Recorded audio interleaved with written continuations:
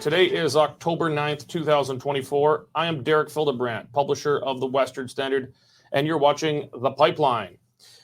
Joining me, as usual, is Western Standard opinion editor Nigel Hannaford. Good to be here. And Western Standard senior Alberta columnist Cory Morgan. Hello again. In a bit on the show, we're going to have the Western Standard's Saskatchewan bureau chief and managing editor of the new Saskatchewan Standard, Chris Oldcorn, on, as well as our British Columbia bureau chief and managing editor of the West Coast Standard, Jared Yager. We've got a good show today. We're going to be talking about some absolutely incredible events that took place on Canadian streets just days ago. Thousands of people in major cities, particularly in Vancouver, Toronto, and Montreal.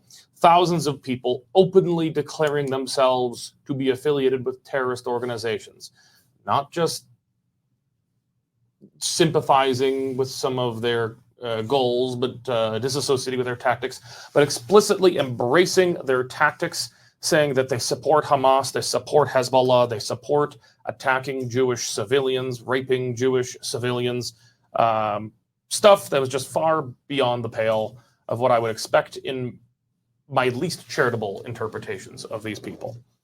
We're going to be talking about the British Columbia election. Very interesting. And we're going to talk about the Saskatchewan election. Very not interesting. So that'll be the show today. But we're going to kick it off now with Canadian terror rallies on Canadian streets. We're going to bring in the Western Standard's BC bureau chief and managing editor of the brand new West Coast Standard, Jared. You've done great work, really kind of introducing people to the new West Coast Standard from where you're sitting at in Vancouver. You were on the streets for some of these rallies on the anniversary or just a day before the anniversary of the October 7th pogroms or attacks on roughly, was it 1,200 or so? About 1,200. Around 1,200 Israeli civilians. Hostages taken. 1,200 killed or hostages taken. Some. Yeah, on top of that. And many of those raped. Many of those are mixed in there, rape victims.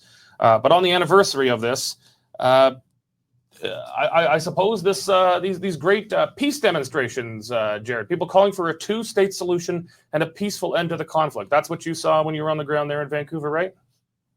No, actually, it was the complete opposite. As they walked down the street, they actually chanted, "Palestine is for Palestinians only," which to me doesn't sound like they want to coexist.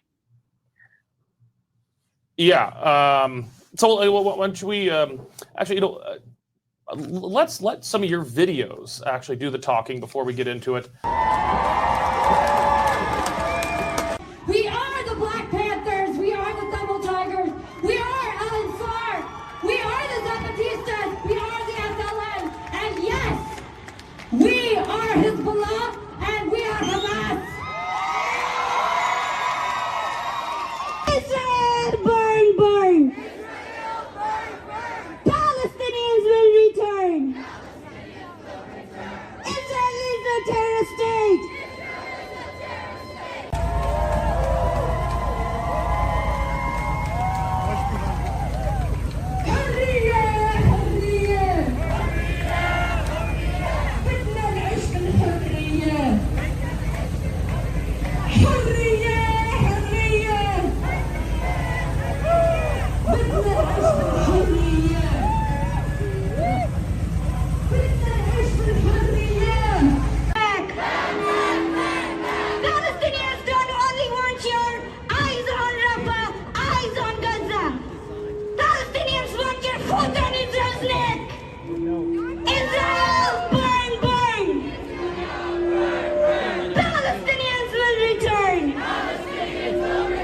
All right, well, that's just a brief taste of some of the shocking video footage that Jared obtained on the ground there in Vancouver.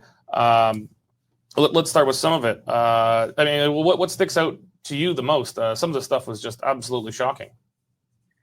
Well, protests are kind of my thing, and I've been covering them here in Vancouver for over a year now.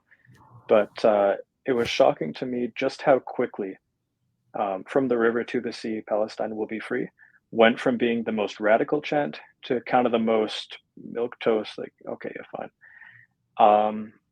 Yeah, because on the anniversary of October 7th, I witnessed, and this is the clip that's gone pretty viral. Someone Yeah. got up in front of everyone and said, "We are Hezbollah and we are Hamas." If you told me a year ago that I'd be hearing that in the streets of Vancouver, I would not have believed you. Yeah. Cory, a year ago, they at least had the pretense of pretending this was peace. They want a ceasefire. So, Hamas gets to start a war, kill a bunch of people, and Israel's not supposed to retaliate. Okay, you could at least, if you're being charitable, you could maybe describe that as a peacenik naivete.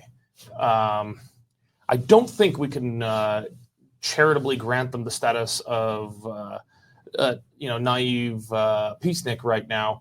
They're saying we are Hezbollah, we are Hamas, chanting death to Canada, burning the Canadian flag. I don't know. Do you call the police or you call an airstrike? Yeah, I don't know. I mean, airstrikes. I don't think we have a capable enough munitions for targeted attacks like Israel does. Mm-hmm. So we'd probably cause more problems. But I mean, it was always the message. As Jared said, that from the river to the sea was the prior one, but they were talking around it, and that was a statement of saying we want to wipe the Jews out of Israel. Now they've just dropped those pretenses. They're saying that's it. We Hamas, Hezbollah, they're registered terror organizations in every democracy in the world. To identify yourself as supporting them is identifying yourself to be part of a criminal organization. It's time to crack down because this is escalating. I think the government was kind of hoping that this would calm down on its own and they wouldn't have to do anything. It's getting worse and worse. And if flag burnings and these statements aren't enough for them, some nutcase is going to get out and do something really dangerous soon. Nigel, it's clearly escalated. A year ago,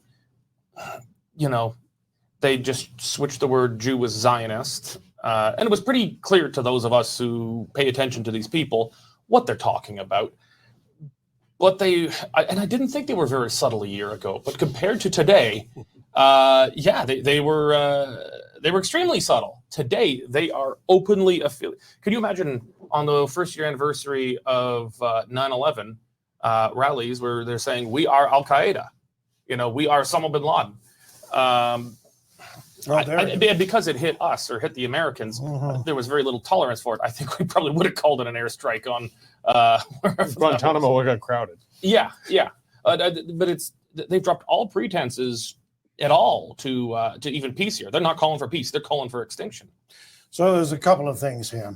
One is, first of all, if we're talking about exercising our imaginations, can you imagine what would be the reaction if this was a white power crowd calling for the destruction of Israel? Everybody from the prime minister to the premiers of every province and to the police agencies would be moving in on this, as they rightly should. But they are not doing so now. I do see that the Vancouver City Police has launched an investigation. We'll see where that goes. Shouldn't prejudge it. That's the first thing. The second thing is, my observation was that when things happened on October the 7th last year, the demonstrations followed almost immediately. I don't think there was more than an hour that passed between news of what was happening in southern Israel before there was a banner on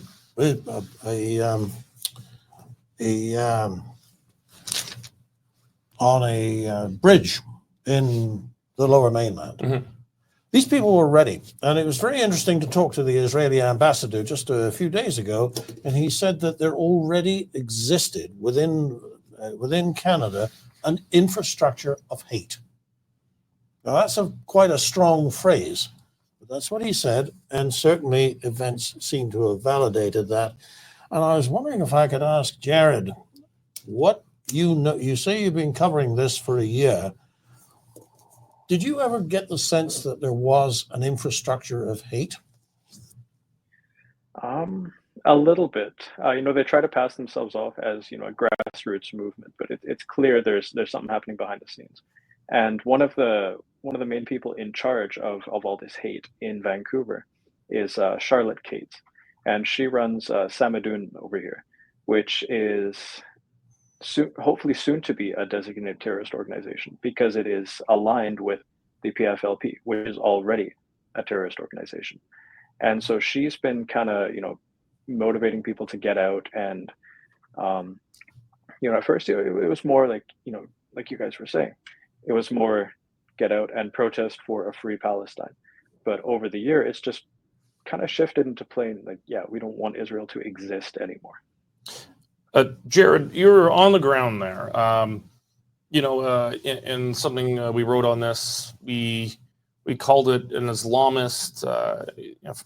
Islamist is the political ideology of radical Islam as opposed to just Islam, the religion.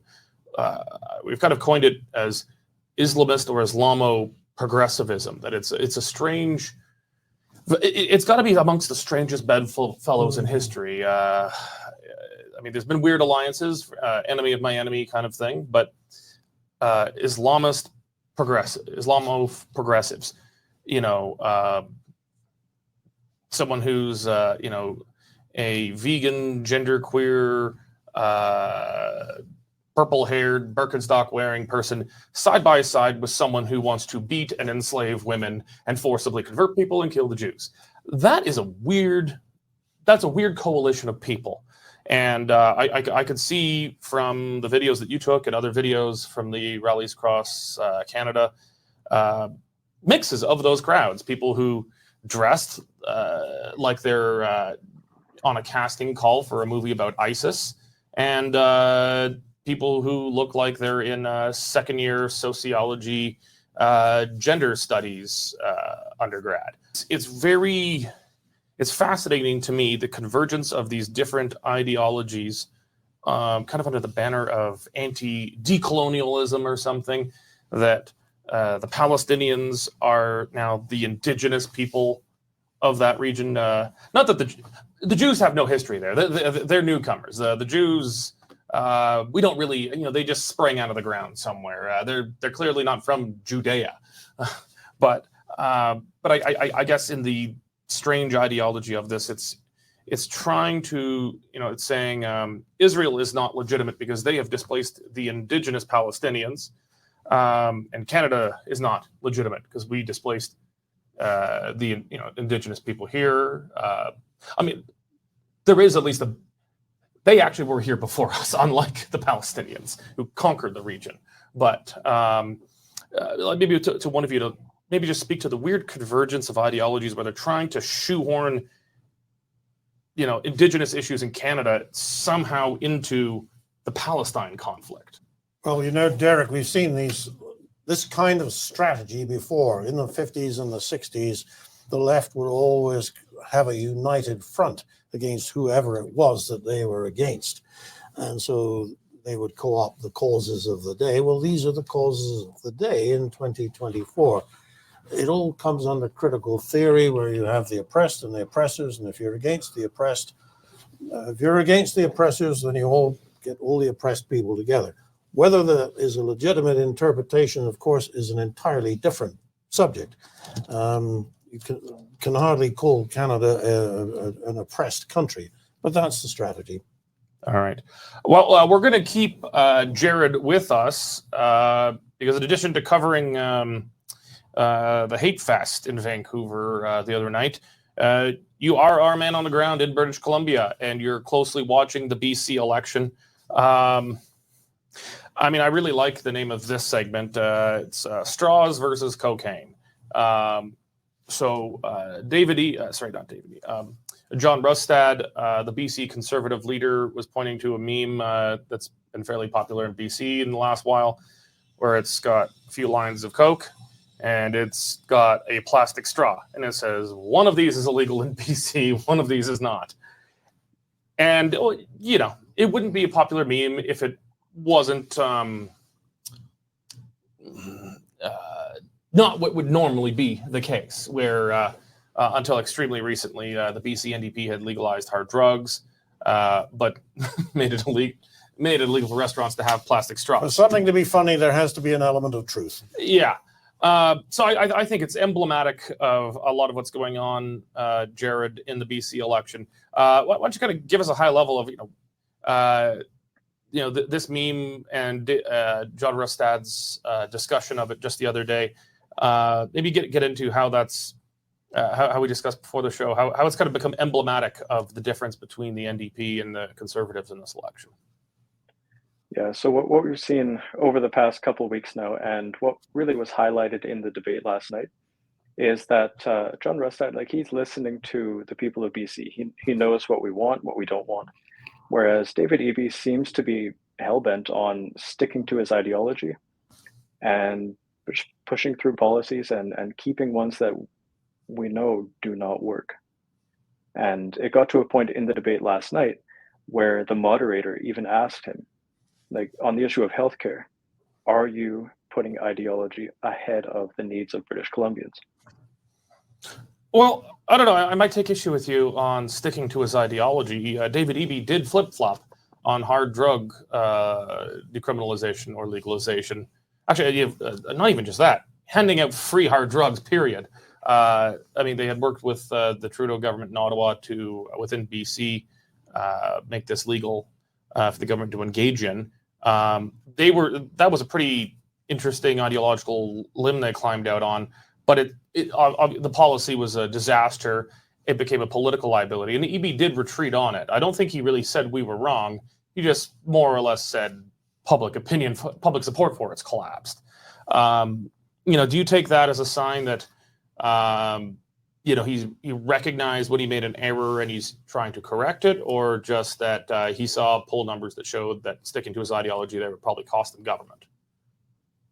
I think it's more the latter. But when I say ideology, it doesn't need to be consistent. It just needs to be, the ideology of the day, and that's kind of where we see, even with the carbon tax and with involuntary treatment. It was as soon as public support seemed to be shifting the other way, his ideology just shifted along with it. Yeah, Cory, EB has flip-flopped on some of the biggest keystone NDP policies. I mean, we just got to take stock for a second. 3 years ago, even the federal Conservative Party under Aaron O'Toole was forced by that leader, kicking and screaming, to be supporting a carbon tax in the last federal election. It's the reason I couldn't vote Conservative in the last election, because I'll never vote for a carbon tax. But 3 years ago, even the federal Conservatives were in support of a carbon tax. In September 2024, even the BC NDP, generally considered amongst the most radical parties in the country, has climbed down from its support of a carbon tax. They're not opposed to it. They said, if we don't have to have one, maybe we'll have less of one, that kind of thing. Do you think these kinds of flip-flops are going to help EB? Because he is disassociating himself with unpopular positions. Polling shows people don't want drugs in their neighborhood. People don't want a carbon tax, so he's pulling away from unpopular positions. But on the other side, he's flip-flopping. It looks like he's a weather vane in the polls. Do you think these things are, is he getting thorny issues out of the way for him to move on to other less unpopular issues? Or is this going to hurt him by just making him look inconsistent? Well, to start with, woke issues fail in the public support when people don't feel safe and when they can't pay their bills. And the carbon tax and the drug policies have managed to make people feel unsafe and broke. So that's part of where Trudeau is down in the support levels he's at, and he's sticking to his guns. And EB can see that, and you can see that when he's down at 20% with the federal party of Liberals, which is astounding. So he's got nothing to lose in shifting his policy. I mean, whether or not people believe he's genuine in shifting away from those policies, I guess, is what'll happen at the voting booth. But EB's taking the smarter approach and at least softening his stance on some of those things, because your ideology is not going to get through in any sense if you lose the election. So a bit of pragmatism is a good idea. Whether or not it'll work, I guess time will tell. Jared, I did just say a moment ago that the BC NDP is amongst the most radical parties in the country. But in BC, there is one even more radical, and that's the BC Greens. They don't call themselves left, but I mean, come on, guys. Is there a risk in him abandoning the at least his full-throated support for the carbon tax, abandoning his support for free hard drugs, that kind of thing? Is there a risk that he could bleed significant support to the Greens in BC, because it's the only province where they're really a force in elections, even if they're not a contender for power? Yeah, no, I think that's a genuine possibility, because two of the biggest issues for the Green Party voter is obviously the environment and the drug crisis. And as Sonia Firstenow explained last night, their solution to solving the drug crisis is to basically not just keep going with how we're going, but double down on it and really, really dig into safe supply and that sort of thing. And on the issue of the environment as well, like not only keeping the carbon tax, but increasing policies like it. And so with EB's flip-flop on those two issues, I think, there's a genuine chance that we could see more Green support this time around. Well, you watched the debate last night. Take your Jared hat off for a moment. Pretend you're a middle-of-the-road swing voter. You might vote NDP. You might vote Conservative. You're a wishy-washy, middle-of-the-road voter. From that perspective, who do you think came out on top in last night's debate? I would say it would have to be John Rustad, just because in a debate, you're supposed to talk about your opponent a little bit, but the focus should be on policy and issues in the province. And I felt like David Eby spent an outsized amount of time attacking John Rustad personally on issues that really don't have a sway for the average British Columbian. Nobody cares what he said on some podcast or whatever. They want to know what he's going to do to reduce the cost of housing, right? And so this focus on John Rustad as a person, what he said in the past, I just don't think it hits with the average voter. All right. Jared Yeager, he is the Western Standard's BC Bureau Chief and Managing Editor of the West Coast Standard. Thank you for joining us today, Jared. Thank you.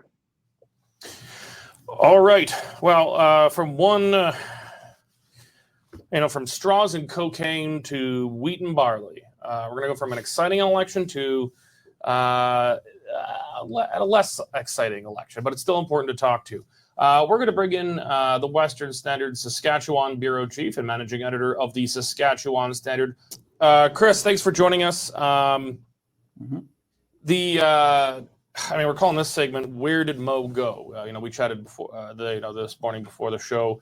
Yes. Saying, what are the issues? And you're saying, I guess your opinion is one side's doing something and the other side is just kind of laying low.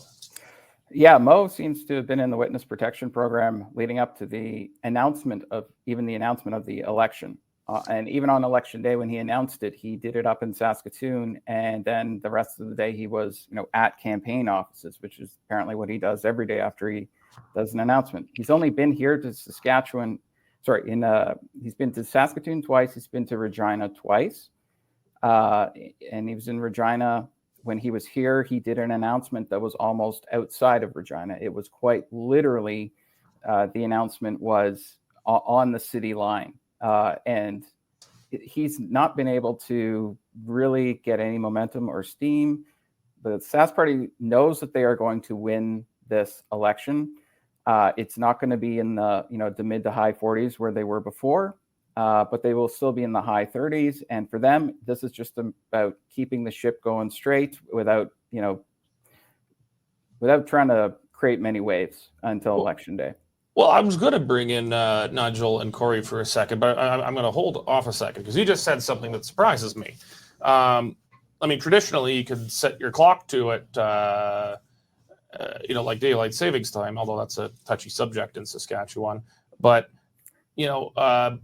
it's a safe province for the Saskatchewan Party. But the polls that I've seen show them neck and neck within 1 point of each other.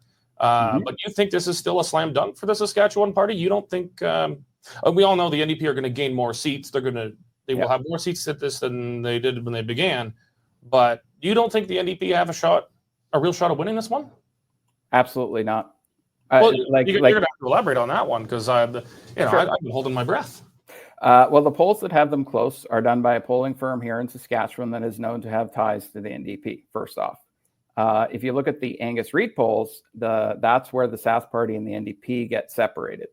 The one problem the NDP has is all their support is in Saskatoon and Regina.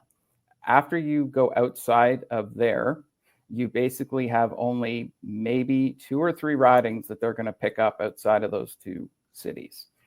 So they have very high support in cities, but the fact is in rural Saskatchewan, it's green. And when I say green, I mean Sask Party green, not the Green Party. And so you will still see, stranger things can happen. We still have a debate to go, which is next week. But even the NDP, like people I talk inside, they're just like, they're hoping for like 25 seats, best case type scenario. They're most likely going to be around 22, which still puts them up from the 14 they had. And they did pick up 2 in by-elections last year as well. So they went from 12 to 14. Carla Beck is now, this is her first test as leader of the NDP in a provincial election. So we'll see. She's much more likable than several previous NDP leaders. And she's out there. Like today, the NDP has 3 separate announcements that they're doing, and Mo had 1. And they're just going out and they're just throwing statistics out there of all the, basically this province is last for education and healthcare in terms of favorability, and also in straight terms of how much they spend on certain things and where the priorities are. And Carla Beck is just out there packaging a nicer present. However, when you open that present, you will be disappointed because the Sask Party has been doing some of the same things already, such as their healthcare action plan, where they tried to hire 3,000 nurses from the Philippines. So far, they've hired less than 400, and they're almost through their 2-year plan. Carla Beck's out there saying she's going to fix healthcare, get doctors in rural areas. But the fact of the matter is that's going to be hard regardless who is in government. And changing the packaging to NDP is not going to change that scenario at all. Now you said Scott Moe is just holding some kind of low-profile events, just kind of at campaign offices, but not really announcing much that's exciting. And I mean, some of that's par for the course, Nigel. I mean, is he going for the 4th or 5th majority government here? This is. You better ask Chris that. Oh, Chris, is this the 4th or 5th majority Saskatchewan government that he's running for here? This would be the 5th straight government for the Sask Party. If they win, that's 5. Yeah. I mean, Nigel, there's not a lot of places in Canada, let alone the world. Canada has more one-party states and long runs of government than most places. I mean, the only comparable one until recently was the Alberta Progressive Conservatives until their collapse in 2015.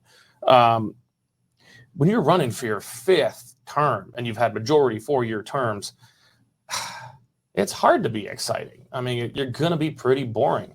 But I mean, do you think this is boring going to sell for Mo? Like plain Joe Mo, is that going to sell? Or, and people want that? Or do you think people are just going to get kind of bored after when you go for your 5th term? That does happen with people. But the thing is, when you are competing for your 5th term, there's not much that you can go out and promise because the response, rather as it is in the case of the presidential election down there, well, you've been there all this time. Why haven't you done it? So perhaps the best strategy for Mo is to not say too much, not risk alienating people when you go out there, and just glad hand and be a good be a good sport when you do get reported. Chris, I mean, there's a Saskatchewan's doing a good job at emulating the example of Alberta and having a constellation of smaller right-wing parties, on the right flank of the Saskatchewan Party. And I know there's been some realignment among them in the immediate lead up to the election here. Are any of those parties, there's Buffalo, PC, Sask United, I think those are the main three. Yes, they are. Yeah. Yeah. Are we, is the general public hearing anything about them, or are they really just kind of doing their own thing over here? Or is anything they're doing breaking through to the broader discussion in the election? Yes. For the first time for two of these parties, this is Sask United's first election. They only participated in a by-election last year, where their candidate finished second. But Sask United has money behind them. You can go around. They have multiple billboards up, even here inside of Regina. The Buffalo Party as well is actually fairly well financed for this election, where they haven't been in the past. And a lot of it comes from the fact that there is very unhappy people with the Sask Party and how Mo has gone along with certain environmental policies from the federal government that are actually damaging communities because it involves shutting down coal plants that are, the main driver in some of these smaller towns. And the Sask United Party and the Buffalo Party, I was just at an announcement the other day for the Buffalo Party. The Buffalo Party wants to increase drilling while the Mo government wants to reduce it. And they even want to get to the point where we can actually refine what we take out of the ground here instead of sending it elsewhere to be refined as well. And Sask United has very similar policies on that as well. They want to back away from all of the environmental regulations that Saskatchewan has agreed to with the federal government so far. Cory, I mean, we both have a background in the Wild Rose, but you go back even further. You go back to when it was Alberta Alliance, yeah. When it was pretty fringe is an unfair term, implying it's out there, but fringe in terms of polling support when it was before it caught any fire at all, really. Yeah, we were locked at a 4 or 5% number for years. Yeah, although that's more than all those three probably combined. We had one MLA, so we could get a little bit of profile. Yeah, if you were advising Scott Moe right now, how to bring those voters home to him, because hopefully Chris is right, but I've seen some much closer polling, and when it's that close, you got to bring home every vote. Oh God, that sounds like a Polyev slogan. But you got to bring those voters home to the conservative mothership, the Saskatchewan Party. There. If you're advising him, what advice would you be giving Mo right now to bring Buffalo, PC, Sask United Party voters home to the Sask Party without alienating more mushy swing voters in the middle? Yeah, no, it's tough, but you got to look at what's drawn them then to Sask United. I mean, where are they getting the money for the billboards? Why is that changing? The turning point for the Wild Rose Party was when Ed Stelmach, Alberta's premier, took a run at the oil companies. Suddenly, we went from a fringe party with 3,000 in the bank to a fringe party with 6 figures in the bank. That was a giant turning point and allowed us to build momentum, get new supporters of profile, get more refined campaigning going on. Had Stelmach quickly just stepped in and realized, I have gone on the wrong tact here, he could have reversed that flow and probably it would have let us, again, wither on the vine. But he stubbornly stuck to where he was at without looking at why we were gaining momentum, and it cost him in the end.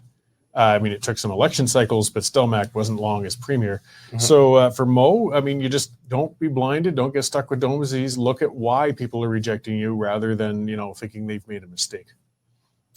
I'd actually like to just piggyback on that for a sec. The Sask United leader, John Romick, he owned 3 oil companies. He just sold his 3rd one.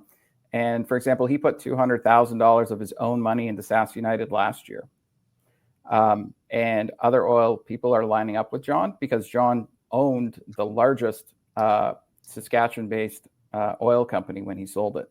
Now he sold it to an American company, but at the time he was the CEO of part owner of the largest oil company that had their head office in Saskatchewan.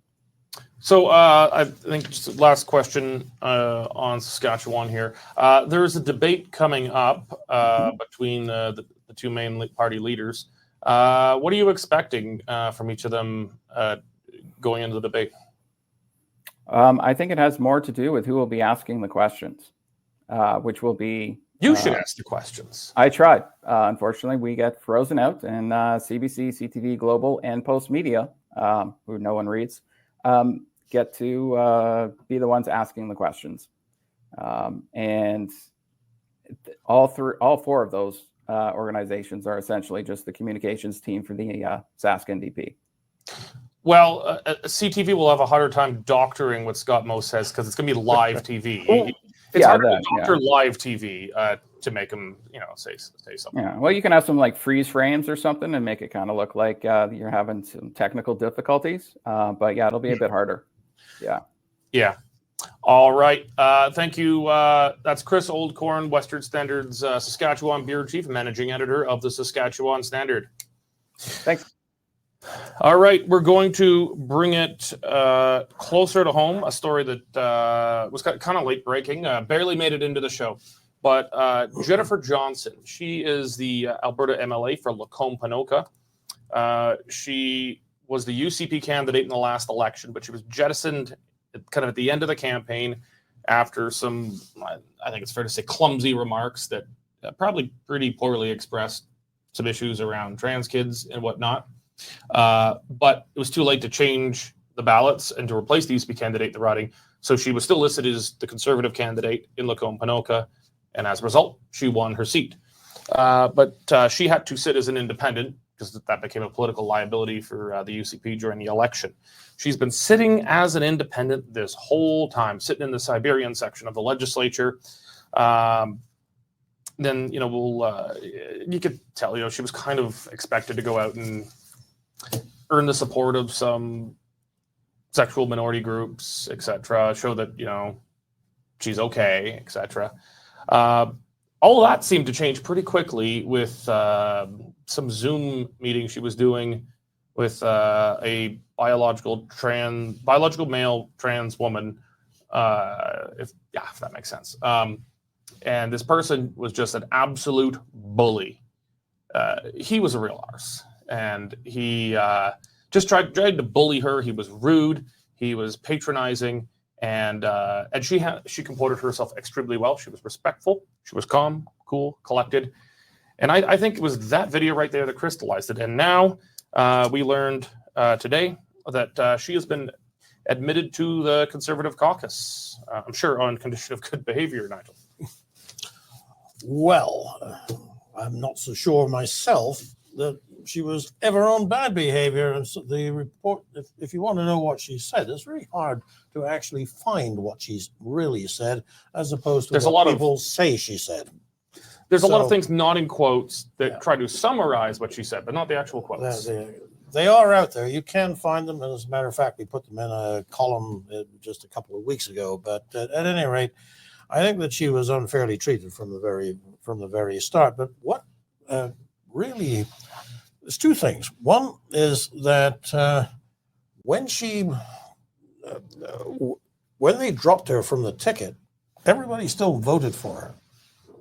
I mean, if somebody had something truly egregious, something that the whole electorate despised, she could have been sitting there on the ticket, but nobody needed to vote for her. True, but people don't vote for local candidates. They vote for parties. Well, she wasn't on she'd been dropped from the UCP ticket, but they still Mother voted for Teresa could run for the NDP in, Olds, Disbury Three Hills, and she won't win. Hitler could run for or Stalin could run for the NDP in Strathcona Centre and would win. There is, of course, a reason why you're absolutely right. Both of those people are dead. But in this particular instance, I think that she reflected a feeling in the community that they were quite comfortable to see taken forward to the legislature. Sure, but if she was an independent, she would not win. No. The second point is that she is a solid conservative. She can be relied upon to work with the government, and the fact of the matter is that she's going to be a reliable person, and so there's no reason not to take her in. Clearly, she was on the side that the government adopted when they said, maybe it's time that we put a stop to children having their genitals removed. Okay, we're really up against the clock here, so we got to be quick, Cory. But just very quickly, Danielle Smith had said Yeah, I'm not speaking out of turn because I guess this came out today. She said at a town hall, but I've also heard from others of the government. They didn't want to rush bringing her back because the legislation on around some trans issues and making sure we're not transitioning kids before they're adults able to make decisions, that kind of thing. They didn't want to bring her before that because it could be a distraction, a political distraction to it. But here she is. She's back in right before session starts. I'm thinking that's because there was we wrote about it, demanding she should be back in.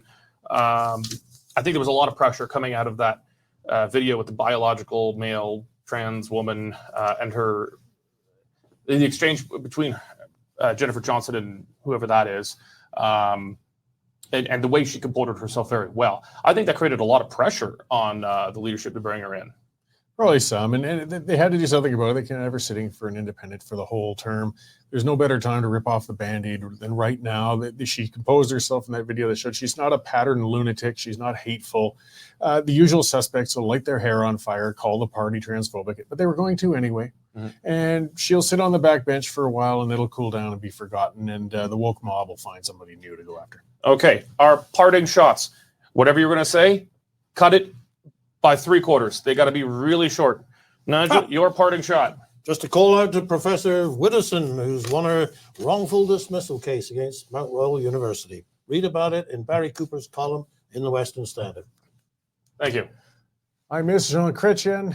He drive me mad, but at least he was bright and his cabinet was bright. Right now, I miss Justin Trudeau has surrounded himself with his intellectual peers in cabinet, and I get embarrassed every time I see Jolie or Gerritsen or anybody speak up. It's not ideology I want to see in there. I don't care about the discourse. Just get somebody smart for a change. All right. And I'm going to have to take a shot at Pierre Poilievre on this one. Having the Conservative caucus voted with the Bloc Québécois and the NDP for a bloc motion to increase the OAS. I won't get into the details of it. Increasing the old age payments. This is not Canada Pension Plan where people pay into something and then they get something out. This is, and I'm sort of using an insensitive word, a strict government entitlement program. They are taking money from young working people, and this is the poorest, in relative terms. Young people have never been poorer, and older people have never been wealthier. And I know some of you at home are going to say, I'm older and I'm not rich. Well, I know, but this is not a means-tested program. This isn't for the poor old. This is for everybody. And I just think it showed really unprincipled leadership here. And I hope the Conservatives reassess how they want to comport themselves on these kinds of things going forward. Okay. I know I took the longest for my own parting shot, but it's my show. I can do what I want. All right. Well, thank you all for joining us here today. If you're not yet a member of the Western Standard, go to westernstandard.news right now and support the work we do. We refuse to take the federal Trudeau government's media bailout money. It's only $10 a month or $100 a year to support one of the last free independent media outlets left in Canada. Thank you very much for joining us all here today, and God bless. You can become a Western Standard member for just $10 a month or $99 a year for unlimited access.